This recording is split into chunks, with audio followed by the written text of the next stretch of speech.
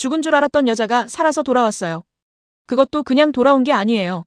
눈물도 없고 용서도 없고 사랑했던 남자를 향한 그리움조차 없이 오직 하나 자신을 죽이려 했던 사람들을 완전히 무너뜨리겠다는 차가운 결의만 가득 안고 돌아온 거예요. 수목장에서 한 남자와 한 여자가 울고 있어요. 백진주가 죽었다고 믿으면서요. 그런데 그 장면을 멀리서 누군가 지켜보고 있어요.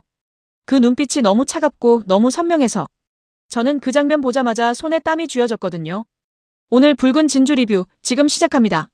일단 가장 먼저 짚고 넘어가야 할 게 있어요. 백진주가 살아 돌아왔다는 사실 자체가 충격이지만 진짜 충격은 따로 있어요. 그녀가 돌아온 이유예요. 보통 이런 류의 드라마에서 죽었다 살아 돌아오는 캐릭터는 사랑하는 사람을 만나러 오거나 아니면 억울함을 풀러오거나 크게 두 가지 동기 중 하나를 가지고 있잖아요. 그런데 백진주는 달라요.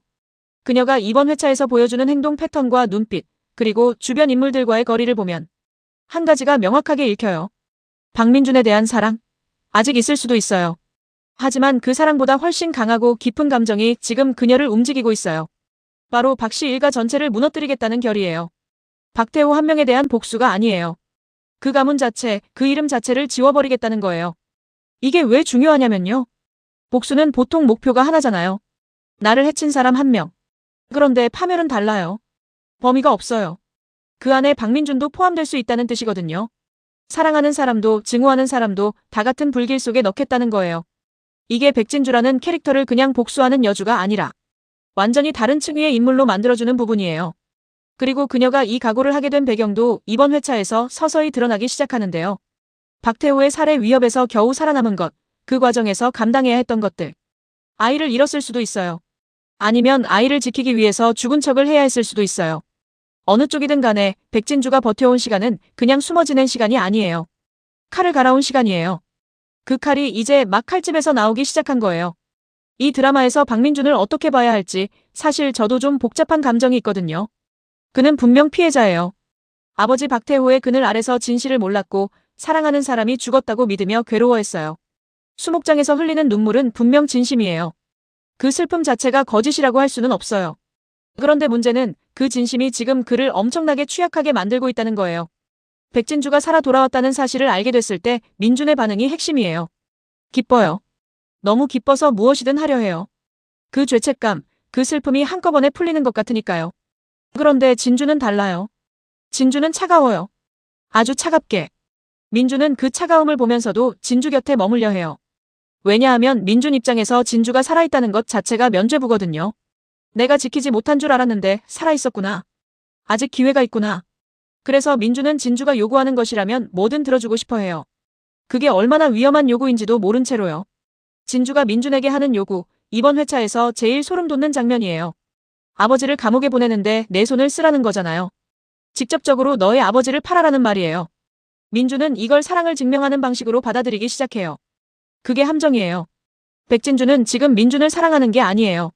아니, 어쩌면 여전히 사랑하는지도 몰라요. 하지만 지금 이 순간 그녀에게 민준은 사람이 아니에요. 박태호에게 가장 깊이 꽂힐 수 있는 칼이에요. 사랑했던 사람을 도구로 쓰는 것. 이게 백진주가 얼마나 철저하게 변했는지를 보여주는 장면이에요. 그리고 민준은 그걸 모르고 있어요. 아직은요. 그 아직이 이 드라마의 가장 큰 폭탄이에요. 민준이 진실을 알게 되는 순간 이 사람이 어떤 선택을 할지가 앞으로의 진짜 관전 포인트거든요. 아버지 편에 설지, 진주 편에 설지가 아니에요. 스스로를 위한 선택을 할 수 있을지. 그게 핵심이에요. 자, 이제 이 드라마의 또 다른 핵심 인물이죠. 김단희 얘기를 해야 해요. 김단희라는 인물, 처음 볼 때는 전형적인 나쁜 여자 2번 같아 보이잖아요. 근데 이번 회차에서 완전히 달리 보이기 시작했어요. 그녀도 사실 박태호한테 당한 사람이에요. 물론 방식이 달라요. 진주처럼 생존을 위협받은 건 아니에요. 하지만 박태호의 그늘 아래서 억눌려 있었고 그 권력 구조에 종속되어 있었어요. 그래서 그녀가 원하는 건 아들이라는 기업이에요.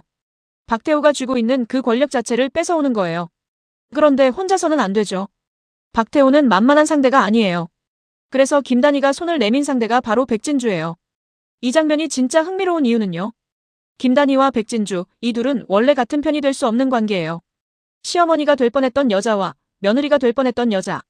공통점이 있다면 둘 다 박태호를 타겟으로 삼고 있다는 것. 그리고 그 공통점 하나로 이 둘이 손을 잡았어요. 근데 여기서 진짜 재밌는 지점이 있어요. 두 사람의 목적이 달라요. 김단희는 아들을 원해요. 박태호를 제압하고 그 자리를 차지하고 싶어요. 박태호가 없어져도 아들이 살아있으면 그걸로 충분해요. 백진주는 아들 자체를 공중분해시키고 싶어요. 박태호뿐만 아니라 그가 쌓아온 것 전부를 없애고 싶어요. 이건 같은 방향으로 달리는 것 같지만 사실 완전히 다른 목적지를 향하는 거예요. 처음에는 같이 달리겠지만 언젠가 반드시 갈림길이 와요. 그 갈림길에서 어떤 일이 벌어질지가 앞으로 이 드라마의 가장 큰 변수예요. 김단희가 먼저 백진주를 배신할지, 백진주가 먼저 김단희를 이용하고 버릴지. 이 두 여자의 두뇌 싸움, 저는 사실 이 부분이 남녀 러브라인보다 훨씬 더 긴장감 넘친다고 느꼈어요. 여러분은 어떻게 생각하세요? 김단희와 백진주 중에서 결국 상대를 먼저 배신하는 사람은 누구일 것 같으세요?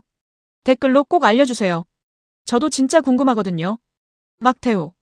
이 드라마의 진짜 악역이죠. 지금까지 이 사람은 모든 걸 통제해왔어요. 권력도 정보도 사람도. 심지어 누가 살고 누가 죽는지까지요.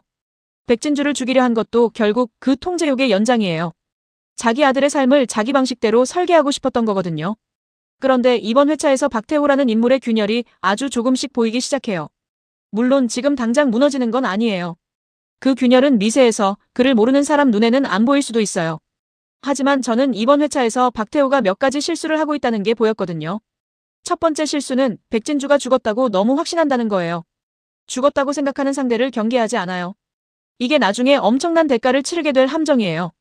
두 번째 실수는 김단희를 완전히 통제할 수 있다고 믿는다는 거예요. 근데 김단희는 지금 이미 박태호 몰래 다른 게임을 시작했거든요. 박태호는 지금 가장 위험한 사각지대에 있어요. 자신이 완전히 안전하다고 믿을 때 그게 가장 무너지기 쉬운 순간이잖아요. 그리고 이번 회차에 예측되는 역대급 엔딩 장면을 보면 박태호가 최종적으로 무너지는 방식이 정말 충격적이에요. 모든 죄가 밝혀져서 벼랑 끝에 몰렸을 때 그 앞에 귀신처럼 나타나는 백진주.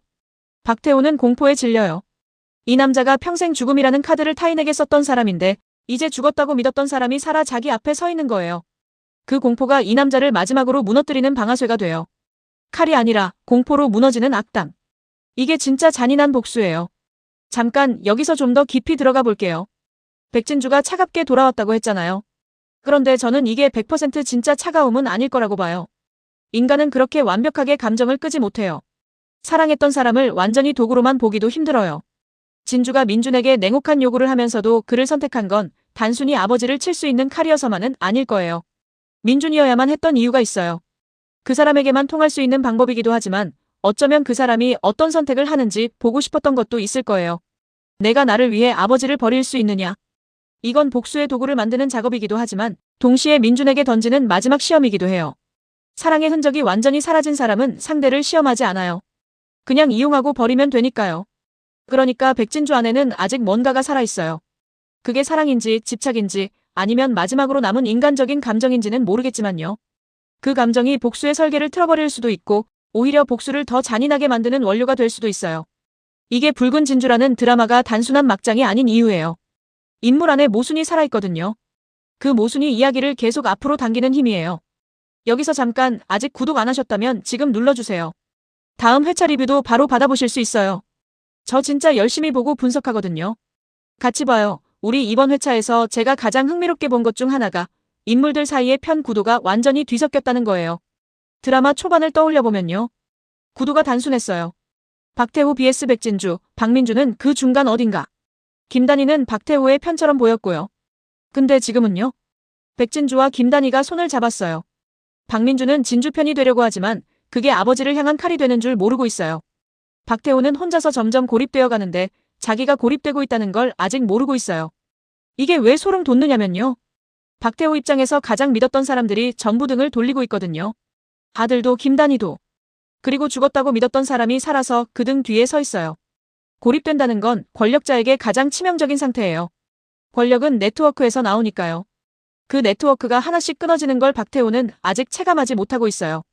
그리고 또 하나 주목해야 할 게 있어요. 백진주와 김단희의 동맹. 이 두 사람은 서로를 믿지 않아요. 믿을 수 없다는 걸 서로 알면서도 손을 잡은 거예요. 이게 진짜 위험한 동맹이에요. 신뢰 없는 동맹은 언제든 무기로 바뀔 수 있어요. 같은 칼을 들고 같이 걷다가 어느 순간 그 칼이 서로를 향할 수 있거든요. 그 순간이 언제 오느냐?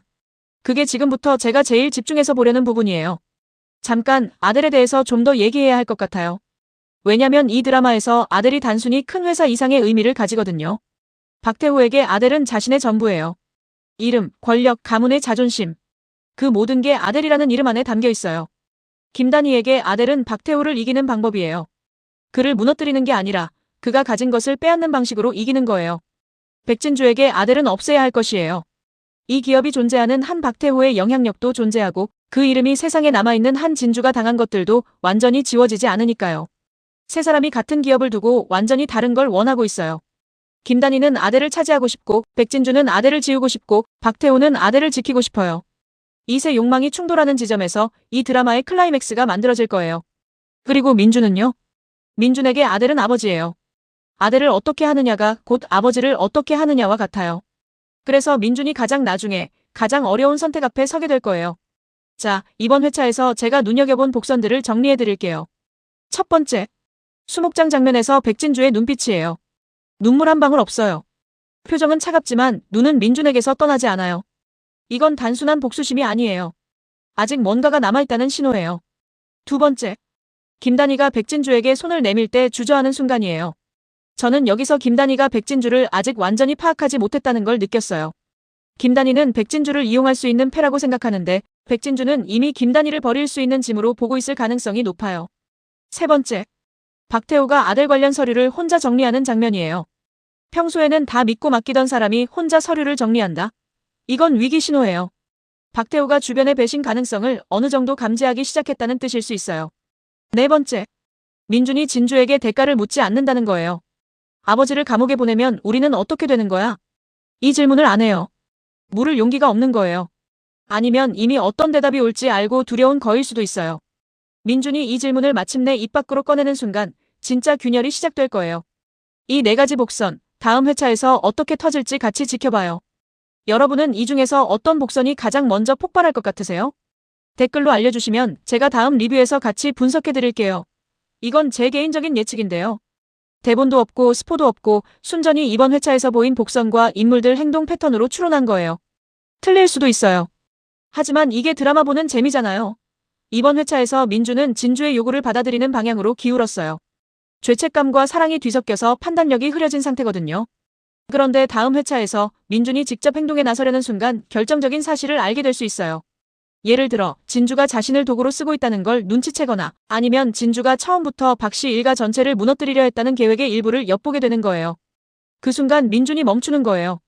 아버지를 배신하는 게 아니라 진주에 의해 이용당하고 있다는 걸 아는 순간. 이 시나리오에서 민준은 진주의 편도 아버지의 편도 아닌 세 번째 선택을 하려고 해요. 그게 뭔지는 아직 모르지만 이 선택이 드라마 전체 방향을 바꿀 수 있어요. 근거는요? 이번 회차에서 민준이 진주에게 대가를 묻지 않는 장면이에요. 이 사람 사실 알고 있어요. 알면서도 외면하는 거예요. 외면에는 한계가 있어요. 언젠가 반드시 정면으로 보는 순간이 와요. 다음 회차가 그 순간일 가능성이 높아요. 이 시나리오는 조금 더 냉혹한 방향이에요. 백진주와 김단희의 동맹이 생각보다 빨리 균열이 생기는 거예요. 김단희가 백진주를 완전히 신뢰하지 않는다는 건 이미 보였잖아요. 그런데 다음 회차에서 김단희가 백진주의 진짜 목적, 즉 아델을 완전히 지우겠다는 계획을 눈치채는 거예요. 그 순간 김단희에게 백진주는 동맹이 아니라 위협으로 바뀌어요. 김단희 입장에서 아델이 없어지면 자신도 모든 걸 잃는 거니까요. 그래서 김단희가 먼저 움직여요. 백진주를 배신해서 박태호에게 정보를 흘리거나 아니면 다른 방식으로 백진주를 고립시키려 해요. 이 시나리오의 핵심 근거는 김단희가 손을 내밀 때 보였던 그 주저함이에요. 저 주저함이 불신이었다면 그 불신은 행동으로 이어질 거예요. 그리고 백진주는 그걸 알고 있을 수도 있어요. 오히려 김단희의 배신을 미리 설계 안에 넣어두었을 가능성도 있어요.